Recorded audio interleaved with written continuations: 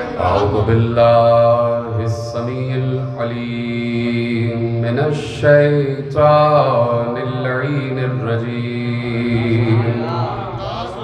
بسم الله الرحمن الرحيم.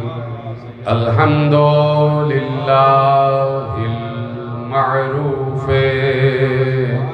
من غير رؤية والخالق من غير ربية الذي لم يزل قائما دائما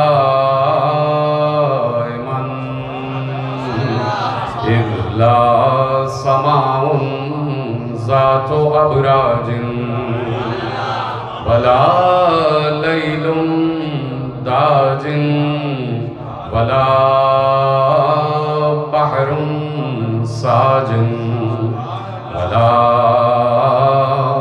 أرض ذات مهاد ولا خلق ذو اعتماد والصلاة والسلام والتحية والإكرام على نبي الرحمة وخازن المغفرة وقائد الخير والبركة ومنقذ العباد من الهلكة سيدنا ومولانا أبي القاسم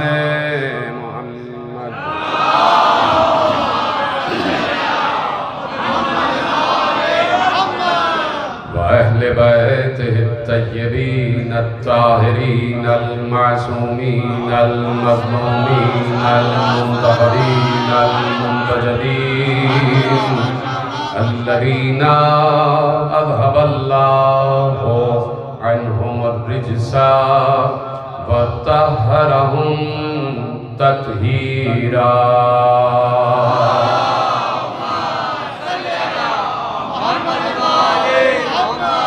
أما بعد فقد قال الله سبحانه وتعالى في محكم كتابه المجيد وفرقانه الحميد وقوله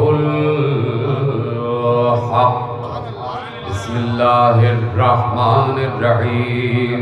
قل هل يستوي الذين يعلمون والذين لا يعلمون انما يتذكر اولو الالباب. صلوات پڑھ محمد.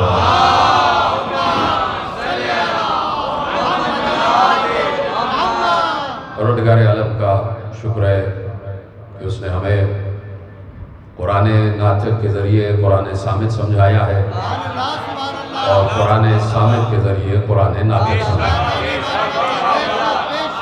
اس نے ہمیں عدل و شعور کی، عقل و فکر کی اس منزل پر قائم کیا ہے کہ جہاں ہم عالم اسلام سے 1400 برس سے یہ بات کہہ رہے ہیں کہ ہماری نگاہ میں نہ کسی صحابی کا کوئی قول اہمیت رکھتا ہے، نہ کسی تابعی کا کوئی قول اہمیت رکھتا ہے، نہ کسی تبع تابعی کا کوئی قول اہمیت رکھتا ہے. ہماری نگاہ میں اس وقت تک کسی صحابی، کسی تابعی، کسی تبع تابعی کے قول کی اہمیت نہیں ہے جب تک وہ قول حدیث رسول سے نہ مل جائے. اور ہم یہ امید رکھتے ہیں اور اپنے مطالعے کی روشنی میں اس بات کی طرف اشارہ بھی کرتے ہیں کہ یہ ممکن ہی نہیں ہے کہ صحابی ہو اور اسے قول رسول سے انکار ہو جائے. یہ نہیں ہو سکتا. اس لیے کہ سب سے پہلا جو حکم اللہ نے اپنے نبی کے اوپر اتارا ہے عمل کے طور پر وہ یہ ہے کہ اقیموا الصلاۃ، نماز قائم کریں. تو اس سے پہلے کیا تھا؟ اس سے پہلے یقیناً اصول کی بات کی گئی اور اصول کیا تھا کہ کہو لا الہ الا اللہ. تو جو پہلا دن تھا تبلیغ رسالت کا، جو پہلا دن تبلیغ رسالت کا تھا، بہت مختصر بات کرنا اس لیے کہ ماتمداری ہوگی اور 12 بجے تک مجھے ممبر ان کے حوالے کر دینا ہے، تو میں تیزی سے باتیں آپ کے حوالے کر دوں گا کہ جب حکم توحید اترا ہے کہ قولوا لا الہ الا اللہ تفلحوا، پیغمبر نے مکے کے کفار سے کہا کہ کہو لا الہ الا اللہ اور فلاح پا جاؤ، تو اس دن کا کل دین لا الہ الا اللہ تھا۔ ادھر سلامت رہے۔ اس دن کا، جس دن پیغمبر نے کہا قولوا لا الہ الا اللہ تفلحوا، مکے کے کفار سے کہا کہ کہو لا الہ الا اللہ اور پار لگ جاؤ، جنت تمہاری، تو اس دن کا کل دین لا الہ الا اللہ تھا۔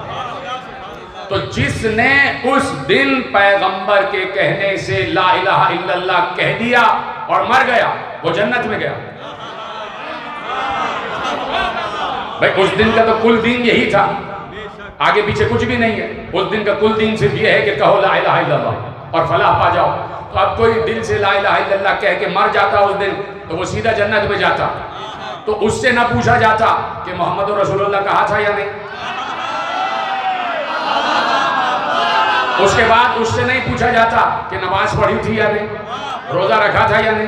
وہ پلٹ کے کہتا کہ بھائی یہ نماز کیا ہوتی، پلٹ کے فرشتوں سے کہہ دیتا یہ نماز کیا ہے، یہ روزہ کیا ہے، اس لیے کہ مجھے تو پتہ ہی نہیں۔ تو اس دن کا کل دین تھا لا الہ الا اللہ، سب نے کہہ دیا لا الہ الا اللہ۔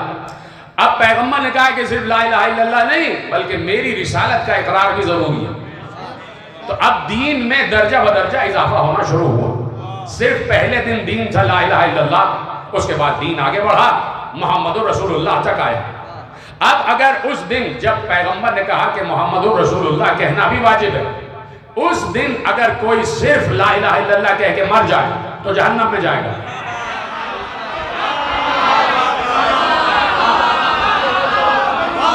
سلامت رہے اگر باتیں آپ تک پہنچ رہی ہیں۔ یہ بھی بڑی بات ہے کہ آپ حضرات اتنی بڑی آبادی میں، ہزاروں کی آبادی میں، یہ مختصر سے لوگ تشریف لے آئے ہیں اپنے چھٹے امام کا ذکر سننے، اپنے چھٹے امام، وہ جو گھروں میں بیٹھے ہیں ان کا بھی چھٹا امام ہے جس کا ذکر آپ سننے آئے ہیں، بہرحال وہ جانے ان کا ایمان جانے۔ تو اگر کوئی صرف لا الہ الا اللہ کہہ کے مر جائے اور محمد رسول اللہ نہ کہے تو وہ جہنمی ہو جائے گا، اس لیے کہ دین آگے بڑھ گئے اور پیغمبر نے کہا لا الہ الا اللہ کے ساتھ محمد رسول اللہ بھی واجب ہے۔ سب نے کہا کہہ دیا اشہد ان لا الہ الا اللہ وحدہ لا شریک لہ واشہد ان محمدا عبدہ ورسولہ، کہہ دیا کہ لا الہ الا اللہ بھی کہہ دیا، محمد رسول اللہ بھی کہہ دیا۔ سب نے کہا چلو بات ہو گئی، اب یہ کہنا ہی تو ہے لا الہ الا اللہ محمد رسول اللہ، آپ اللہ کے رسول ہیں، ہم چلے جائیں گے جنت میں۔ کہا نہیں، دین آگے بڑھ رہا ہے، اب صرف کہنا نہیں ہے، اب اس کی توحید پر عمل بھی کرنا۔ کہا کیسے عمل کرنا ہے؟ کہا نماز پڑھو، اقیموا الصلاۃ، اب نماز کا حکم آ گیا، نماز کا حکم آ گیا۔ سب نے کہا نماز پڑھنا ہے، کہا نماز پڑھنا، تو اب نماز کا حکم آ گیا، سب نے نماز پڑھنا شروع کر دی۔ اب لا الہ الا اللہ اور محمد رسول اللہ اور نماز، یہ دین، یہ ہے دین۔ لا الہ الا اللہ محمد رسول اللہ اور اس کے ساتھ نماز، یہ ہے دین۔ کہا نہیں، اب دین اور آگے بڑھ رہا ہے، اب زمانہ اور آگے بڑھ رہا ہے۔ کہا نہیں بھائی، معاشرے کو بہت آگے بڑھانا ہے، صرف نماز ہی کافی نہیں ہے، اب زکوٰۃ بھی دینا، زکوٰۃ بھی دینا، عبادتوں میں اضافہ ہو رہا ہے۔ تو اب دین کتنا ہو گیا؟ لا الہ الا اللہ محمد رسول اللہ، نماز اور زکوٰۃ۔ اب اگر کوئی اس دن لا الہ الا اللہ محمد رسول اللہ کہے کہ مر جائے اور نماز کا منکر ہو اور زکوٰۃ کا منکر ہو، زکوٰۃ اور نماز کا منکر ہو جائے تو اس کا لا الہ الا اللہ محمد رسول اللہ کام نہیں آئے گا۔ نہیں، مجھے آپ کی آواز نہیں آ رہی۔ یہی تو ہے کہ اب گھر گھر میں دین جو ہے نا بڑھنے لگا ہے، ہر کوئی دین سمجھا رہا ہے، ہر کوئی دین سمجھا رہا ہے، اب آپ چپ ہو گئے۔ یہ اتنی مشکل بات نہیں ہے کہ اگر کوئی لا الہ الا اللہ کہہ رہا ہے، محمد رسول اللہ تو کہہ رہا ہے، لیکن نماز کا اور زکوٰۃ کا انکار کر دے تو اس کا لا الہ الا اللہ محمد رسول اللہ کام نہیں آئے گا۔ یہ بات سمجھ میں نہیں آ رہی ہمارے بزرگان دین کو، یہ بات بزرگوں کی سمجھ میں نہیں آ رہی کہ اگر کوئی نماز کا منکر ہو، زکوٰۃ کا منکر ہو اور لا الہ الا اللہ محمد رسول اللہ کہہ رہا ہے تو جنت اس کے لیے نہیں ہے، جہنم میں جائے گا، یعنی اسے اقرار توحید اور رسالت کام نہیں آئے گا۔ کوئی ہے جو اس سے انکار کر دے؟ کہا بھائی چلو نماز بھی پڑھ لیں گے، اس میں کیا ہے، اور زکوٰۃ بھی دے لیں گے، اس میں تو دونوں ہیں، لینا بھی ہے اور دینا بھی ہے، چلو یہ بھی کر لیں گے۔ چلو بھائی انہوں نے کہا دین یہی ہے، لا الہ الا اللہ محمد رسول اللہ اور نماز اور زکوٰۃ۔ دین آگے بڑھتا گیا، دن آگے بڑھتے گئے تو پیغمبر نے کہا صرف یہی نہیں، جہاد بھی کرنا ہے، جہاد بھی کرنا ہے۔ اچھا جہاد بھی کرنا ہے، جہاد کی تو عادت تھی، وہ لفظ بدل گیا، لڑنے بھیڑنے کے تو عادی تھے، لڑائی جھگڑے کے تو عادی تھے اور سینکڑوں برس جھگڑے کرتے تھے، ایک قبیلہ دوسرے قبیلے سے جھگڑ رہا ہے تو جھگڑ رہا۔ اب وہ جو 3 نسلیں آگے بڑھ گئیں ان کو پتہ ہی نہیں کہ دادا کی لڑائی کس بات پہ شروع ہوئی تھی، انہوں نے کہا بھائی لڑنا ہے تو لڑنا، یہ نہیں پتا کس بات پہ لڑنا۔ یہی آج امت مسلمہ کا بھی مسئلہ ہو گیا، کئی بار بھی جھگڑا ہو جائے پتہ نہیں ہوتا جھگڑے کی بنیاد کیا ہے، بس لڑے جاؤ۔ تو اب کہا کہ بھائی اب جہاد بھی کرنا۔ تو اب میں پوچھنا چاہتا ہوں کہ کوئی لا الہ الا اللہ محمد رسول اللہ اور نماز اور زکوٰۃ کا اقرار کر رہا ہو اور جہاد کا انکار کر دے تو یہ چاروں چیزیں اس کے کام نہیں آئیں گی، یہ چاروں چیزیں اس کے کام نہیں آئیں گی، اس لیے کہ کسی بھی ایک حکم کا انکار سب کا انکار قرار پائے گا۔ سب نے کہا چلو جہاد کرنے میں کیا ہے، لڑنا ہے لڑتے رہیں گے، اسلام نے کہا اس کے لیے بھی لڑ لیں گے۔ چلی گئی بات، آگے بڑھتی گئی، دن آگے بڑھتے گئے، دین بھی آگے بڑھتا گیا، دین بھی آگے بڑھتا گیا۔ کہا کہ بھائی چلو یہی ہے کافی، اب کیا کر لیں، تو اس کے علاوہ تو کچھ ہے ہی نہیں۔ کہا نہیں بھائی بات یہ ہے کہ اب مدینے آ گئے ہجرت کر کے تو ذرا سا خالی پیٹ رہنا بھی سیکھو، ذرا سا روزہ بھی رکھو، روزہ رکھو۔ اور ہم نے روزے پچھلی اقوام پر بھی واجب کیے تھے، انہوں نے کہا چلو بھائی روزہ بھی رکھ لیتے ہیں، چلو یہی دین ہے۔ تو پیغمبر نے کہا ہاں بھائی جیسے جیسے دن آگے بڑھ رہا ہے دین بھی آگے بڑھ رہا ہے۔ تو میں آپ سے پوچھنا چاہتا ہوں کہ کوئی لا الہ الا اللہ محمد رسول اللہ نماز زکوٰۃ اور جہاد کا تو اقرار کر رہا ہو اور روزے کا انکار کر دے، کیا اسے یہ پانچوں عبادتیں کام آئیں گی؟ اسے لا الہ الا اللہ بخشوا نہیں سکتا، اسے محمد رسول اللہ بخشوا نہیں سکتا جو کسی بھی ایک حکم کا انکار کر دے، جو کسی بھی ایک حکم کا انکار کر دے اسے یہ چیزیں بخشوا نہیں سکتی، اس لیے کہ ہر حکم کو ماننا ہے۔ کہا بھائی روزہ بھی رکھ لیا، چلو بھائی روزہ بھی رکھ رہے ہیں، لا الہ الا اللہ بھی کہہ رہے ہیں، محمد رسول اللہ بھی کہہ رہے ہیں، نماز بھی پڑھ رہے ہیں، زکوٰۃ بھی دے رہے ہیں، جہاد بھی کر رہے ہیں، روزہ بھی رکھ لیا، اور اب قرآن پہ قرآن اترتا چلا جا رہا ہے۔ یہ ہے سورہ فاتحہ، یہ ہے سورہ بقرہ، حالانکہ ترتیب پہلے کچھ اور تھی، اللہ نے کسی اور ترتیب سے اتارا اور ہمارے پاس کسی اور ترتیب سے موجود ہے۔ بہرحال جیسا ہے اللہ نے ہمیں بخش دیا قرآن، سورہ فاتحہ بھی اتر رہی ہے، سورہ بقرہ بھی اتر رہی ہے، سورہ نساء بھی اتر رہی ہے، سورہ آل عمران بھی اتر رہا ہے، سورہ مائدہ بھی اتر رہا ہے، سورہ انفال بھی اتر رہا ہے، سورہ توبہ بھی اتر رہا ہے، سورہ کوثر بھی اتر رہا ہے، سورہ اعلیٰ بھی اتر رہا ہے، سورہ زحر بھی اتر رہا ہے، سورہ لیل بھی اتر رہا ہے، سورہ قدر بھی اتر رہا ہے، سورہ فلق بھی اتر رہا ہے، سورہ ناس بھی اتر رہا ہے، سورہ توحید بھی اتر رہا ہے، سورہ کافرون بھی اتر رہا ہے، سورہ نصر بھی اتر رہا ہے، سورہ الاف بھی اتر رہا ہے، سارے سورے اترتے گئے، سب لیتے گئے، ہاں بھائی یہ بھی سورہ، یہ بھی سورہ، اب یہ سورہ، اب یہ قرآن، اب یہ سورہ، اب یہ قرآن، قرآن بھی آگے بڑھ رہا ہے، دین بھی آگے بڑھتا ہے، بڑھتے بڑھتے بڑھتے بڑھتے ایک بار پیغمبر نے کہا میں جانے والا، سب نے کہا جانے والے ہیں، کہا بس اب ایک اور حکم رہ گیا، کہا وہ کیا حکم ہے؟ کہا حج کرنا، کہا اچھا وہی جو ہم دور جاہلیت میں کرتے رہے، کہا ویسا نہیں، ہوش و حواس میں رہ کر، ہوش و حواس میں رہ کر اللہ کے گھر کا طواف کرنا ہے، اللہ کو پہچان کر اس کے گھر کا طواف کرنا ہے، اسے حج البیت کہا جاتا ہے۔ کہا بھائی اب دین آگے بڑھ رہا ہے، اب حج بھی واجب ہو گیا، اب حج بھی واجب ہو گیا۔ اب میں عالم اسلام کے مولویوں سے پوچھنا چاہتا ہوں، کوئی لا الہ الا اللہ کہہ رہا ہو، محمد رسول اللہ کہہ رہا ہو، نماز کا اقرار کر رہا ہو، زکوٰۃ کا اقرار کر رہا ہو، جہاد کا اقرار کر رہا ہو، حج کا روزے کا اقرار کر رہا ہو، لیکن حج کا انکار کر دے،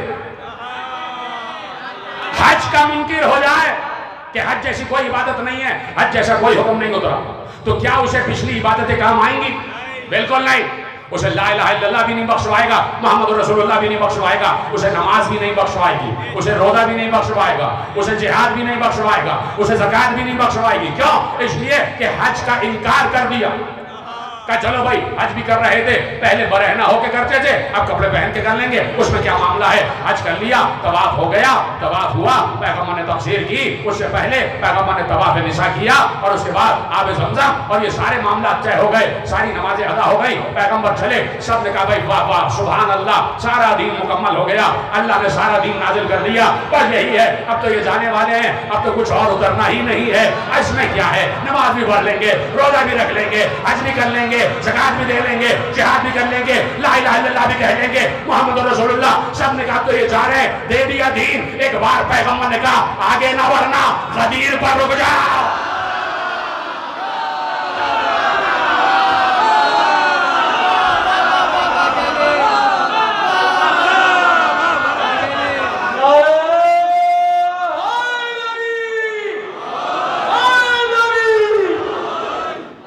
رک جاؤ غدیر پر، ابھی دین کامل نہیں ہوا، اب ہوگا دین کامل۔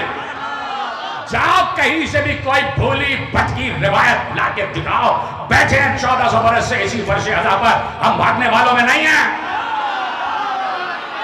اور قیامت تک اسی فرش ادا پہ بیٹھے رہیں گے، انتظار کر رہے ہیں۔ کوئی بھولی بھٹکی روایت لاؤ، کوئی گڑھی ہوئی روایت لاؤ، کوئی موضوع روایت لاؤ، کوئی شاذ روایت لاؤ کہ کہیں یہ لکھا ہو کہ جب لا الہ الا اللہ کا حکم آیا تھا تو اللہ نے کہا تھا الیوم اکملت لکم دینکم واتممت علیکم نعمتی۔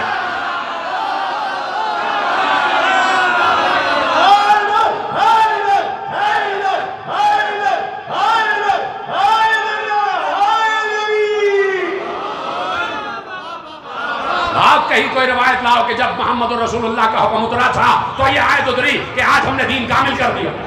لاؤ کوئی روایت کہ جہاں یہ لکھا ہو کہ جب نماز کا حکم اترا تو اللہ نے کہا آج ہم نے دین کامل کر دیا۔ حج تک آیت نہ اتری، جیسے ہی پیغمبر نے کہا من کنت مولاہ فہذا علی مولا، تو ایک بار اللہ نے کہا آج دین کامل ہوا ہے، آج دین کامل ہوا ہے۔ تو اب میرے ساتھ مل کے سوالات دہرا تو لو، میرے ساتھ مل کے سوالات تو دہرا لے بھائی، آپ سب بیٹھے، خدا آپ کو سلامت رکھے، اب وہی سوال میرے ساتھ مل کے دہراتے رہے۔ میں نے کیا کہا تھا؟ جو لا الہ الا اللہ کا اقرار کرے اور محمد رسول اللہ کا انکار کر دے وہ جہنمی۔ جو لا الہ الا اللہ محمد رسول اللہ کا اقرار کرے، نماز کا انکار کر دے وہ جہنمی۔ جو نماز کا اقرار کرے اور روزے کا انکار کر دے وہ جہنمی۔ جو روزے کا اقرار کرے اور جہاد کا انکار کر دے وہ جہنمی۔ جو جہاد کا اقرار کرے اور زکات کا انکار کر دے وہ جہنمی۔ جو زکات کا اقرار کرے اور حج کا انکار کر دے وہ جہنمی۔ کیوں؟ اس لیے کہ لا الہ الا اللہ سے لے کے حج تک ہر حکم اللہ کا حکم ہے۔ تو بھائی من کنت مولا بھی اللہ کا مشورہ نہیں ہے، اللہ کا حکم ہے۔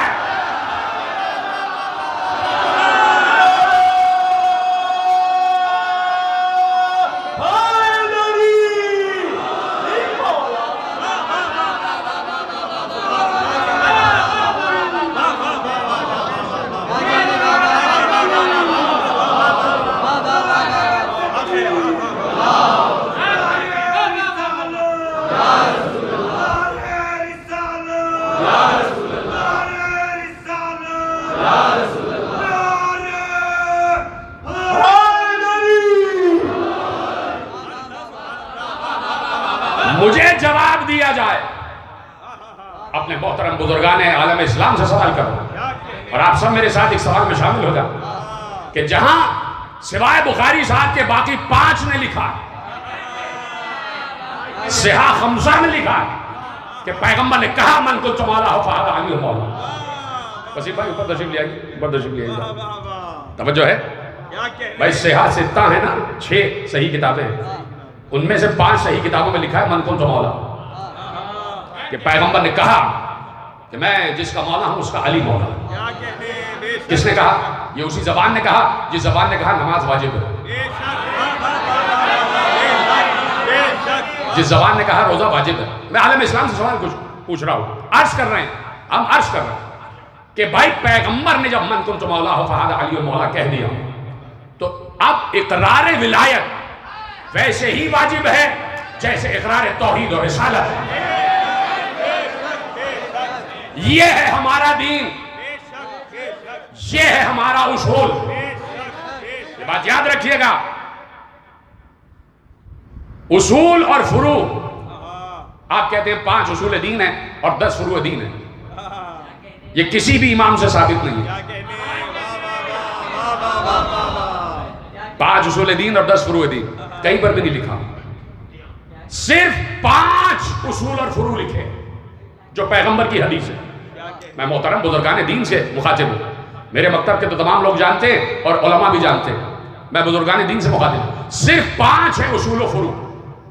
پیغمبر نے کہا کہ دین کی بنیاد 5 ہے، دین کی بنیاد 5 ہے۔ وہ 5 کیا ہے؟ نماز، روزہ، نماز، زکوٰۃ، روزہ، حج اور ولایت علی۔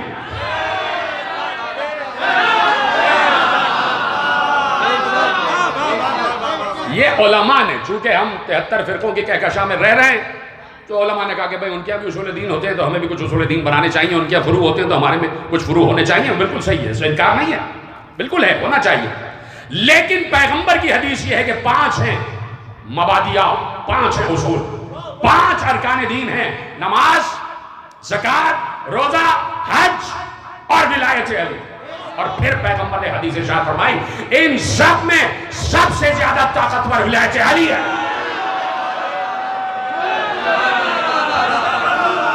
یہ میرے مکتب کی روایت ہے، یہ از کلینی تا خمینی سب نے لکھا ہے، از کلینی تا خمینی سب نے لکھا۔ جا کے پڑھیں جا کے آپ کہ لکھا ہوا میرے مکتب کے ہر عالم نے اس حدیث کو لکھا ہے، اور میرے ہر امام نے اس حدیث کو دہرایا کہ نماز، زکوٰۃ، روزہ، حج اور ولایت علی، اور کہ ان سب میں اخص ترین، مضبوط ترین، اہم ترین ولایت علی۔ پھر آگے جملہ بڑھا کہ ان 4 میں کہیں نہ کہیں رخصت ہے، ولایت میں رخصت نہیں ہے۔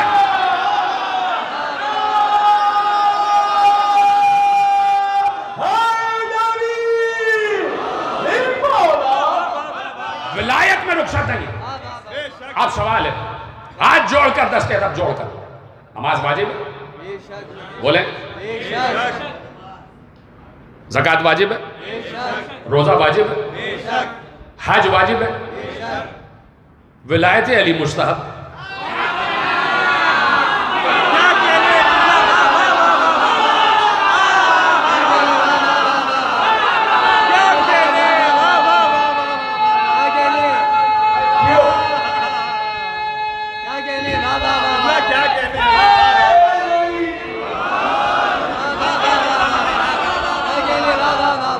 جو سب سے اہم ترین جز ہے وہ مستحب۔ سبحان اللہ۔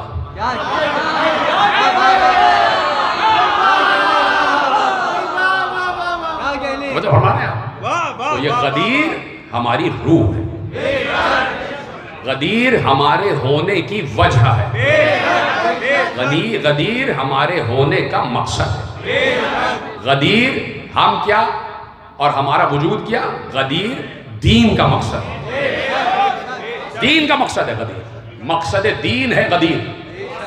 اور یہ بات بھی علماء عالم اسلام کی بات کر رہا ہوں، اس کو نوٹ کریں کہ کہیں پر بھی پیغمبر، دیکھیں قرآن تو ہمارے پاس موجود ہے، 6666 آیتیں موجود ہیں، کہ کہیں پر بھی یقیناً قرآن ایک پورا نظریہ حیات ہے، ایک اسٹریٹجی ہے، ایک لائحہ عمل ہے، قانون ہے، برہان ہے، آئین ہے، قرآن ہے نا۔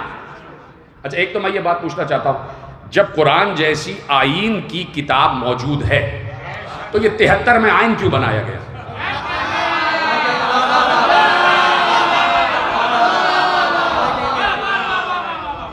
حسن صغیر صاحب خاموش ہیں اس بات پہ، اس لیے کہ ان کے اس وقت کے لیڈر نے 73 کا آئین بنایا تھا اور اس کو رائج کیا تھا، اس لیے چپ ہو گئے۔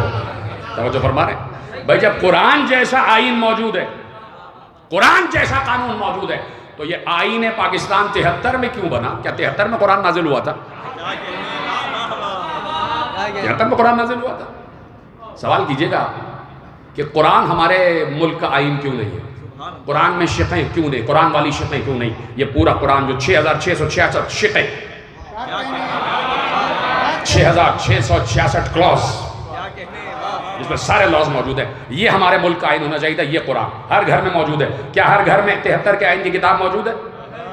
کسی کے پاس نہیں ہے. کس آئین پہ چل رہا ہے پبلک کو پتہ ہی نہیں. اور جس کے لیے اللہ نے کہا کہ یہ آئین کی کتاب ہر گھر میں ہونی چاہیے وہ آئین نہیں ہے. اب لیجئے میں اپنی بات کو ڈینائی کرتا ہوں. آپ پوچھیں گے کہ ایسا کیوں نہیں ہے تو وہ کہیں گے کہ بھائی قرآن میں اجمال تو ہے تفصیل نہیں ہے. ہائے ہائے ہائے ہائے ہائے ہائے. ناپ تول کا اعشاری نظام، taxes, civil rights, human rights, عدل کی شقیں، یہ تمام چیزیں جو کچھ بھی ہے جو آئین میں آتا ہے، کبھی قرآن نے اجمالاً تو بات کی ہے، تفصیلاً بہت کم بات کی. تو اس لیے ضروری ہے کہ کہیں نہ کہیں سے قرآن سے اور اس کی تفسیر سے اور علماء کے اقوال سے اور پیغمبر کی احادیث سے باتیں نکالی جائیں اور پھر اسے آئین کی شکل دی جائے. تو میں کہوں گا آپ بہت بڑے عقل مند ہو گئے. اگر یہی آئین اس طرح بنتا تو پیغمبر کو ایک کتاب چھوڑ کے جانی چاہیے تھی آئین کی الگ سے. پیغمبر کو آئین مملکت اسلامی کے لیے ایک الگ کتاب چھوڑ کے جانی چاہیے تھی. اور پیغمبر کہتے اے کاتب وحی جو بھی ہو لکھو، قرآن تمہیں لکھوا دیا، اب یہ لکھو آئین مملکت اسلامی ایسے چلے گا، مملکت اسلامی کا آئین ایسے ہوگا، مملکت اسلامی ایسے چلیں گی، فلاں چیز کی سزا یہ، فلاں چیز کی سزا یہ، فلاں چیز کی سزا یہ، اور یہ اور یہ اور یہ شرط یہ کلاس یہ تمام چیزیں لکھتے چلے جاؤ. لو بھائی پوری آئین کی کتاب پیغمبر دے کے چلے جاتے، نہیں دیا، سوائے قرآن کے کوئی کتاب چھوڑ کے نہیں گئے. کیوں؟ 3 دن سے میں سوال اٹھا رہا ہوں، کیوں نہیں چھوڑ کے گئے؟ نعوذ باللہ ایسا نہیں ہے کہ پیغمبر کو نہیں آتا تھا، سب سے بہتر آتا تھا. سب سے بڑا ذہین ترین ذہن پیغمبر کا تھا، ذکی ترین ذہن پیغمبر کا تھا، اعلیٰ ترین ذہن پیغمبر کا تھا، سب سے بڑا ذہن پیغمبر کا تھا. اس کے باوجود کوئی لکھی ہوئی کتاب آئین کے حوالے سے چھوڑ کے نہ جانا یہ بتا رہا ہے کہ اس لیے چھوڑ کے نہیں جا رہا کہ اگر کتاب چھوڑ کے جاتا تو تم آئین میں بار بار ترمیم کرتے کہ آئین کی کتاب چھوڑ کر نہیں جا رہا، علی کی صورت میں مجسم آئین چھوڑ کر جا رہا.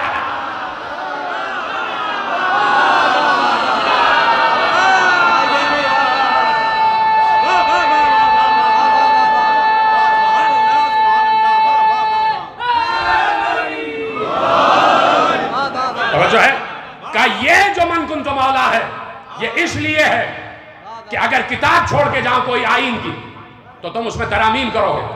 آج تک ترامیم ہو رہی ہے، 18ویں ترمیم، 19ویں ترمیم، یہ ترمیم وہ ترمیم. اپنے آئین میں اتنے نقائص ہیں کہ بار بار ترمیم کرنا پڑتی ہے. تو پیغمبر کو بتا تھا کہ آئین کی کتاب ان کے ہاتھ میں دے دوں گا، ان کے ہاتھ میں دے دوں گا، ان کے ہاتھ میں دے دوں گا. تو یہ مسئلہ کریں گے تو میں اللہ کا ہاتھ چھوڑ کے جا رہا ہوں. اس لیے کوئی کتاب نہیں دی، اس لیے کوئی سسٹم نہیں دیا، کوئی طریقہ وضع خلافت نہیں دیا کہ کیسے میرے بعد جانشین چنو گے. کوئی طریقہ نہیں دیا، اس لیے کہ کہہ دیا کہ میں چن کے جا رہا ہوں، میں بتا کے جا رہا ہوں. تو طریقہ یہ ہے کہ جسے میں کہوں گا وہی ہوگا. یہی طریقہ ہے، جسے میں کہوں گا وہ ہوگا. توجہ فرما لیا آپ نے. تو اب غدیر جو ہے وہ ہماری ریڈ لائن ہے. غدیر ہمارے ہونے کا مقصد ہے، غدیر دین کا مقصد ہے. غدیر من کنت مولا فہذا علی مولا، یہ دین کا مقصد ہے. اب اگر میں کہہ دوں تو یہ نوجوان جو بیٹھے ہیں، جو بیچارے اتنی پریشانی میں مبتلا ہو جاتے ہیں، مختلف فورمز پر، مختلف پلیٹ فارمز پر، کبھی اپنے دفاتر میں بحث کر رہے ہیں، کبھی اپنے سکولز میں بحث کر رہے ہیں. میرا بیٹا بھی بعض اوقات پریشان ہو جاتا ہے، وہ لیولز کر رہا ہے، وہ کہیں نہ کہیں کسی نہ کسی سے بحث اس کی ہو جاتی ہے، وہ بار بار آ کے سوال کرتا ہے بابا ایسا ہے، بابا ایسا ہے، تو بتانا پڑتا. تو کہیں مختلف پلیٹ فارمز پر، مختلف فورمز پر، کہیں یونیورسٹی میں میرے نوجوان دوست جو ہیں وہ ذہنی لڑائی لڑ رہے ہیں. ابھی میں نے بتایا نہیں کون سی لڑائی. میرے نوجوان دوست یونیورسٹی میں، بس بات ختم ہو رہی ہے، ذہنی لڑائی لڑ رہے ہیں. آفیسز میں کام کرنے والے بحث مباحثہ ہو رہا ہے. لگے میں اور بتا رہے ہیں کہ نہیں صاحب یہ ہماری شہرگ ہے اور ہم اس سے ہٹیں گے نہیں، یہ ہے یہ ہے یہ ہے، بالکل ہے، نہیں صاحب ہماری دلیل یہ ہے، نہیں صاحب ہماری دلیل یہ ہے، اپنی جانوں کو خطرے میں ڈال لیں. اور اتنی جانوں کو خطرے میں ڈالنے کے بعد میں کہہ دوں کہ یہ جو علی ولی اللہ ہے نا، یہ بس ایسے ہی ہے.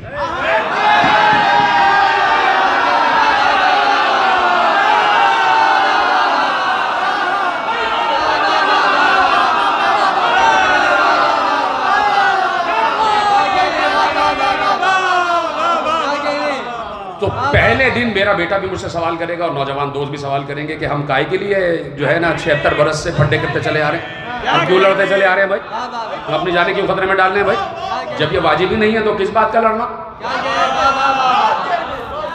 نوجوان دوست یہ سوال کریں گے، نوجوان ذہن سوال کرے گا کہ بھائی پھر ہم کیوں لڑ رہے ہیں، پھر کیوں بحثیں کر رہے ہیں، پھر ہم کیوں پریشان ہو رہے ہیں. تو ٹھیک ہے، پریشانی نہیں کرنا ہے تو دین ہی چھوڑ، دین ہی چھوڑ. اگر پریشانی نہیں چاہیے تو لا الہ الا اللہ بھی چھوڑ دو، محمد رسول اللہ بھی چھوڑ دو، نیتن یاہو کی طرح عیش زندگی گزارو. اگر عیش والی زندگی گزارنا ہے تو وہی زندگی گزار لیجئے کہ جو آپ کا یہ یروشلم والے زندگی گزار رہے ہیں، ان کا دین اپنا لیجئے، مغرب کا دین اپنا لیجئے، چھوڑ دیجئے سب کچھ. اور اگر حق کے اوپر رہنا چاہتے ہو تو حق کے راستے میں کٹھنائیاں آتی ہیں. ایسی آسانی سے حق نہیں مل جاتا، ایسی آسانی سے حق نہیں ملتا. حق صرف یہ نہیں کہ قبول کیا جائے، حق کے لیے جرأت اظہار حق بھی ہو. یہ کیا بات ہوئی کہ میں ممبر سے کہہ رہا ہوں می سمیت عمار دار دار یا علی، زبان کٹ گئی اور خود اپنی زبان میں بچا رہا ہوں، خود میں صوفے پہ بیٹھا ہوں. تو یہ سب چھوڑ دینا چاہیے. یہ میں اپنی بات کر رہا ہوں، میں اپنے کو کہہ رہا ہوں، کسی اور کو نہیں. مجھے یہ سب چھوڑ دینا چاہیے. جب مجھ میں جرأت اظہار حق ہی نہیں ہے تو بھائی خدا حافظ. اتنا مشکل تھا من کنت مولا فہذا علی المولا کہنا، اتنی جرأت کا کام تھا. پتہ نہیں میں بات پہنچا پاؤں یا نہ پہنچا پاؤں، پہنچ جائے تو بتائیے گا. اتنا مشکل کام تھا، اتنا خطرناک کام تھا علی ولی اللہ کا اقرار کروانا، من کنت مولا فہذا علی المولا کہنا، کہ پیغمبر نے خطبہ غدیر جب من کنت مولا کہنے لگے اس سے پہلے جا کے پڑھنا خطبہ غدیر. پیغمبر بتا رہے ہیں کہ خطرناک بھی ہوتا ہے. پیغمبر دیکھو، پیغمبر سب سے بڑا شجاع انسان ہے. میری نگاہ میں سب سے بڑے شجاع ترین انسان کا نام ہے محمد مصطفیٰ. جس کے قوت بازو کا نام علی ہو، جس کے سکھائے ہوئے شاگرد کا نام علی ہو، جس کے وسیع کے لیے عرش ذوالفقار اتری ہو، وہ کتنا بڑا جری اور دلیر ہوگا. میرے رسول سے زیادہ شجاع اس کائنات نے کوئی دیکھا نہیں ہے. سب سے بڑے شجاع میرے رسول تھے. میں نے تقریریں کی نہیں ہیں شجاعت رسول پر، سب سے بڑے شجاع تھے میرے رسول. خطبہ غدیر میں پیغمبر نے کہا کہ پڑھو، کہا کہ ابھی 3 مرتبہ جبرائیل مجھ پہ نازل ہوئے. 3 مرتبہ حج سے لے کے اور غدیر تک پیغمبر نے کہا 3 مرتبہ جبرائیل مجھ پہ نازل ہوئے، اور تینوں مرتبہ کہا جو آپ سے کہا جا چکا وہ کہہ دیجئے.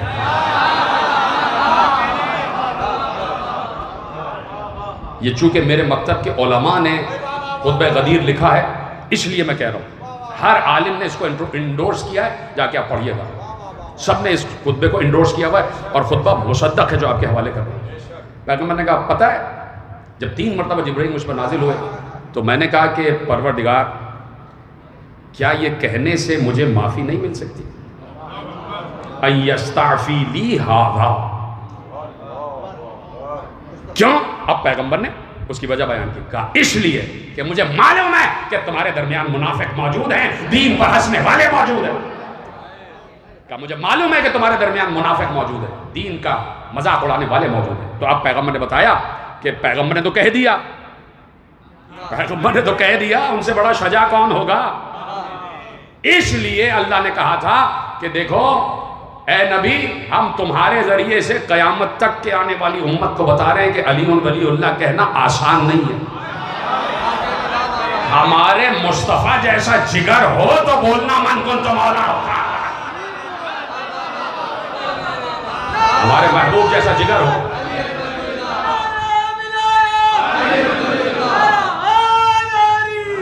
تو بولنا علی ولی اللہ. خطرناک ترین کام ہوتا ہے، اور یہ خطرناک ترین کام ہم 1400 برس سے کر رہے ہیں. تو کتنی شجاع قوم ہے یہ، کتنی شجاع قوم. یہ شجاعت ہم نے سیکھی ہے پیغمبر کے 12 جانشینوں سے. لاکھ پہرے، لاکھ خطرے، لاکھ جاسوس، لیکن جعفر صادق نے سچ بولنا نہیں چھوڑا. سچ بولنا نہیں چھوڑا، بچایا کہ یہ مسند علم و حکمت، یہ مسند جو وراثت علم رسول کی مسند ہے، یہ ہمارا حق ہے، یہ ہمارا حق ہے. اور وہ حق صادر کیا اور ثابت کیا. ختم کر رہا ہوں بات، بس 5 یا 7 منٹ مجھے دے دے، اس کے بعد ماتمداری ہو جائے گی. صرف ثابت کیا. کیا ثابت کیا؟ جا کے پڑھے قرآن کی آیتیں. مسلسل 3-4 آیتیں پڑھتا ہوں جب سب آپ کی سنی ہوئی ہیں. پہلی آیت آپ کے حوالے کرتا ہوں. پہلی آیت کیا ہے؟ انما ولیکم اللہ ورسولہ والذین آمنوا الذین یقیمون الصلاۃ ویؤتون الزکاۃ وہم راکعون. 3 ولی، 3 آ گئے نا، 1 2 3. ٹھیک ہے. دوسری آیت پڑھتا ہوں. ان اللہ وملائکتہ یصلون علی النبی یا ایھا الذین آمنوا صلوا علیہ وسلموا تسلیما. اس میں بھی 3 کا ذکر. اللہ درود پڑھ رہے ہیں، ملائکہ درود پڑھ رہے ہیں، اور صاحبان ایمان تم بھی درود پڑھو. 3. تیسری آیت پڑھتا ہوں آپ کے حوالے. اطیعوا اللہ واطیعوا الرسول واولی الامر منکم. 3 اطاعتیں. ٹھیک ہے. ولایتیں 3، اطاعتیں 3. اطیعوا اللہ واطیعوا الرسول واولی الامر منکم. 3 ولایتیں، ولی اللہ ہے، ولی رسول ہے، اور دوران رکوع جو زکوٰۃ دیتا ہے وہ ولی. 3 ہو گئے. اب ایک اور آیت سنیے. اللہ کہہ رہا ہے قُلْ اعْمَلُوا فَسَيَرَى اللَّهُ عَمَلَكُمْ وَرَسُولُهُ وَالْمُؤْمِنُونَ.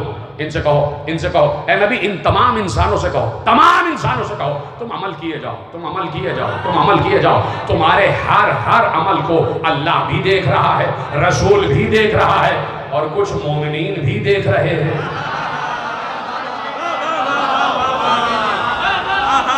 تمہارے ہر عمل کو اللہ بھی دیکھ رہا ہے، رسول بھی دیکھ رہا ہے اس کا، اور مومنین بھی دیکھ رہے ہیں. تو یہاں پر بھی جو لفظ فَسَيَرَى اللَّهُ ایک مرتبہ یرانی اسی سے نکلا ہے، لن ترانی، اور یہ تمام کہ تم نہیں دیکھ سکتے، اور یہ تمام چیزیں. تو اللہ نے کہا کہ ان سے کہو عمل کیے جاؤ. تمہارے ہر عمل کو دیکھ رہا ہے اللہ، اس کا رسول اور مومنین. لفظ دیکھنا ایک مرتبہ استعمال ہوا. لفظ دیکھنا کہ دیکھ رہا ہے ایک مرتبہ استعمال ہوا. اس کا مطلب ہے کہ جیسے اللہ دیکھ رہا ہے ویسے ہی رسول دیکھ رہا ہے، جیسے رسول دیکھ رہا ہے ویسے ہی مومنین دیکھ رہا ہے. اب پوچھا گیا مومنین سے کیا مراد ہے؟ پوچھا گیا مومنین سے کیا مراد ہے؟ بس ختم کر رہا ہوں بات کیونکہ مجھے وقت دیا گیا کہ مومنین سے کیا مراد ہے. بھائی مجھے ان شباب المومنین والوں سے ڈر لگتا ہے کہ بھائی وہ کہیں ناراض ہو جاتے ہیں بعد میں کہ بھائی وہ اتنا لمبا کر دیا، ہمیں ختم کرنا تھا. یہ وہ خدا ان کو سلامت رکھے. توجہ ہے. لفظ دیکھنا ایک بات، جیسے اللہ دیکھ رہا ہے ویسے رسول دیکھ رہا ہے ویسے مومنین دیکھ رہے ہیں. کہا بھئی مومنین کون ہے؟ تو مولوی صاحب نے کہا مومنین سے مراد مسلمان. بڑے اکڑ کے انہوں نے کہا مسلمان، مسلم. نے کہا اچھا مسلم، تو آپ بھی مسلم ہیں؟ کہا الحمدللہ. تو آپ بھی ویسے ہی دیکھ رہے ہیں جیسے اللہ کا رسول دیکھ رہا ہے.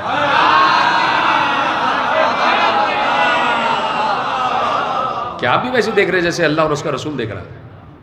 تو میرے شہزادے قاسم ابن حسن علیہ السلام نے بھی یہ سوال کیا تھا کہ یہ بتا کہ تو بھی مسلمانوں میں شامل ہے؟ کہا تو بھی ویسے ہی دیکھ رہا ہے جیسے اللہ اور اس کا رسول دیکھتا ہے. اس نے کہا اب پھنس گیا کہ جب اس نے کہا کہ مومنین سے مراد تمام مسلمان، تو اب اس کو کہنا پڑا کہ ہاں ہم بھی ویسے ہی دیکھ رہے ہیں کہ جیسے اللہ اور اس کا رسول دیکھتا ہے. تو میرے شہزادے نے کہا اچھا کچھ نہیں، دور کی بات نہیں ہے، تو میرے یہاں سامنے بیٹھا ہے، یہ بتا کہ تیرے گھر والے اس وقت گھر میں کیا کر رہے ہیں؟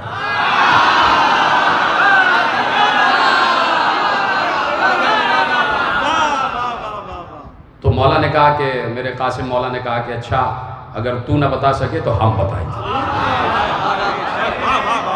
اتنا بڑا دعویٰ کر دیا آپ نے. کہا ہاں. کہا یہ بتائیے آپ کی نگاہ میں مومنین سے کیا مراد ہے؟ تو میرے شہزادے قاسم ابن حسن علیہ السلام نے کہا کہ سنا، یہاں مومنین سے مراد پچھلے عہد میں میرے بابا حسن اور اس عہد میں میرے چچا حسین. کہ جیسے اللہ اور رسول دیکھتا ہے ویسے ہی ہر دور کا امام دیکھتا ہے، ہر عمل کو دیکھتا، ہر عمل کو، اور ہر جگہ دیکھ رہا۔ اللہ دیکھ رہا ہے اس وقت سب کو کہ نہیں؟ اب پتہ چلے کیسے معلوم ہو کہ دیکھا کیسے جاتا، دیکھا کیسے جاتا؟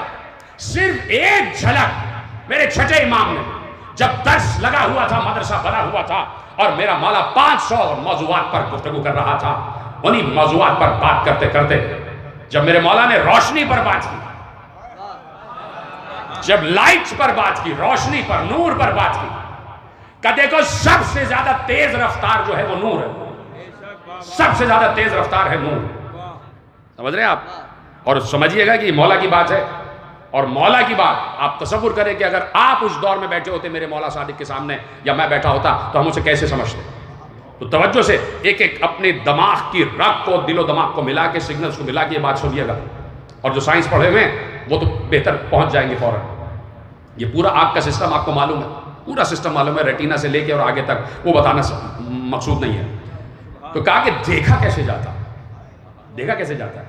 کچھ لوگوں نے آج سے 200 برس پہلے کہا کہ آنکھ دیکھتی ہے، آنکھ میں نور ہے، وہ دیکھتی ہے، وہ دیکھتی ہے۔ بعد میں پتہ چلا نہیں صاحب، آنکھ نہیں دیکھتی، آنکھ نہیں دیکھتی۔ یہ بات کی بات ہے، میرے مولا نے اس وقت کہا کہ سنو، آنکھ نہیں دیکھتی، اصل میں جب چیزوں پر نور پڑتا ہے تو وہ نور منعکس ہو کے تمہاری آنکھ میں آتا اور پھر آنکھ دیکھتی ہے، اور نور کی رفتار اتنی تیز ہے کہ تمہیں پتہ ہی نہیں چلتا۔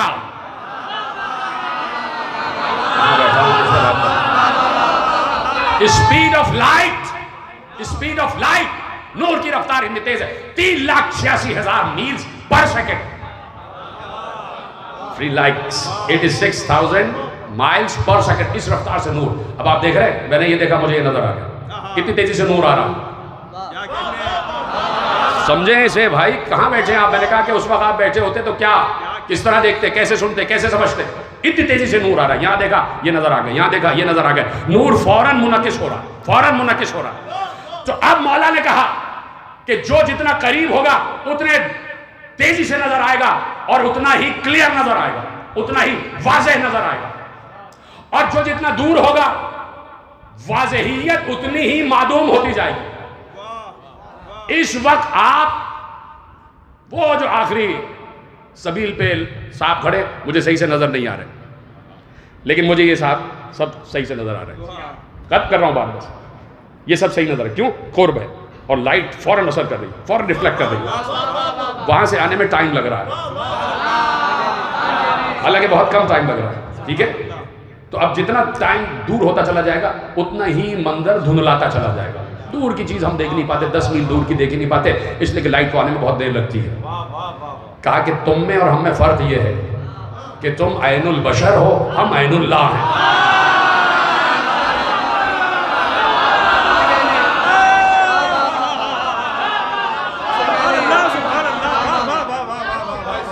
دیکھ رہا ہوں میں کتنا خوفزدہ ہوں اس وقت کہ مجھے تقریر جلدی سے وائنڈ اپ کرنا پڑ رہی ہے، خوفزدہ ہوں میں اپنے باطنی بھائیوں سے۔ تو جتنا انسان کا کلیئر ویژن ہوگا اتنا ہی وہ مناظر کو دور سے دیکھ سکتا ہے۔ اب فرق کیا ہوا عین البشر اور عین اللہ میں؟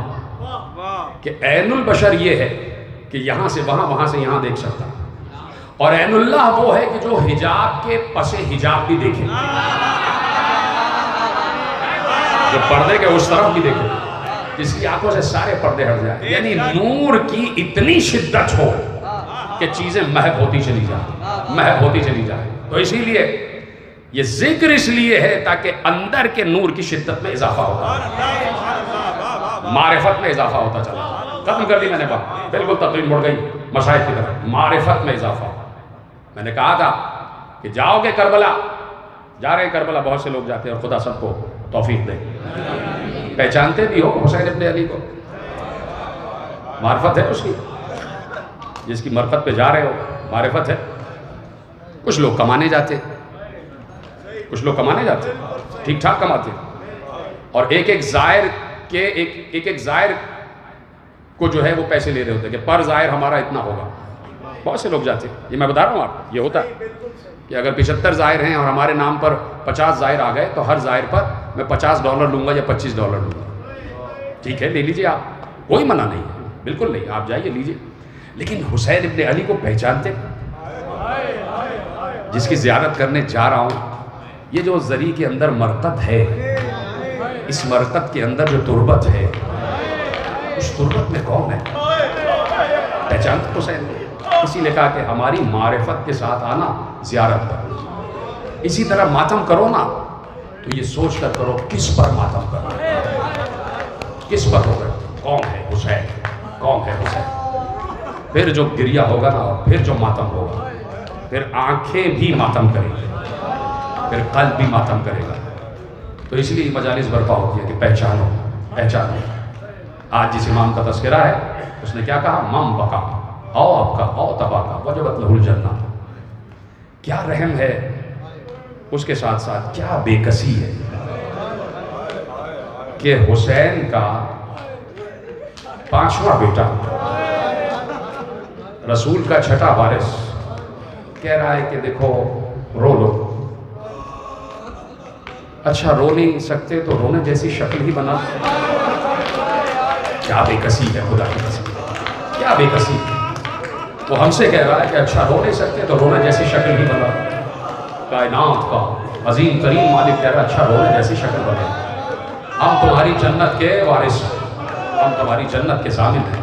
وہ ہے ہمارا امام جس کے لیے آپ بیٹھے ہیں. اتنی کثیر تعداد میں، خدا سب کو سلامت رکھے، اور جہاں جہاں مومنین مومنات آباد ہے سب پروردگار نظر بد سے محفوظ رکھے. یہ ہے امام جعفر صادق کہ جس نے عزائے حسین کو بڑا فروغ دیا ہے. میرے عزیز کو بڑا فروغ دیا.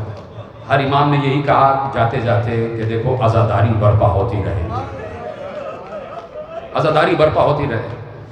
میرے 10ویں امام نے کہا تھا اپنے بیٹے سے کہ دیکھو مکے میں حج کے دوران حبش سے کچھ لوگ آتے میرے چاہنے والے، وہ آ کے وہاں ماتم کرتے. حج پر ماتم ہوتا تھا، حبش سے مولا کے چاہنے والے آتے تھے اور مکے میں کعبے سے متصل ماتم کرتے تھے. امام ان کو ہدیے دیتے تھے، وظیفے دیتے تھے. امام نے کہا دیکھو وہ آتے ہیں دور سے، ان کا وظیفہ نہ روکنا، ان کو وظیفے دینا. وہ ماتم کرتے، ہمارا ذکر کرتے، ہم پر روتے ہیں. تو میرے عزیزوں، رونا بڑی اہمیت رکھتا ہے، یہ انسان کو انسان بناتا ہے. پیغام جا رہا ہے، بس 2 منٹ اور اس کے بعد آپ کے لیے دعا. میں بار بار یہ پیغام کہتا ہوں کہ رونا اس لیے ضروری ہے کہ آج سے زیادہ رونا، آج سے زیادہ گریے کی اہمیت کیسے واضح ہو. میں یہ کہنا چاہتا ہوں کہ یہ جو فلسطین میں ہو رہا ہے، جو بچے بھی مارے جا رہے ہیں، سب کچھ ہو رہا ہے. میں اکثر یہ کہتا ہوں کہ پنجاب کے ایک دیہات میں 5-6 برس پہلے کسی 12-13 برس کے لڑکے نے کسی کی زمینوں میں داخل ہوا اور اس نے وہاں کی فصلوں کو چھیڑا، اور کچھ درخت لگے تھے ان سے پھل کھانے لگا توڑ کے. وہ زمیندار غصے میں باہر آئے اور اس نے لڑکے کو پکڑا، ملازمین سے کہا پکڑو اس کو، اس نے میری فصلوں کو نقصان پہنچایا.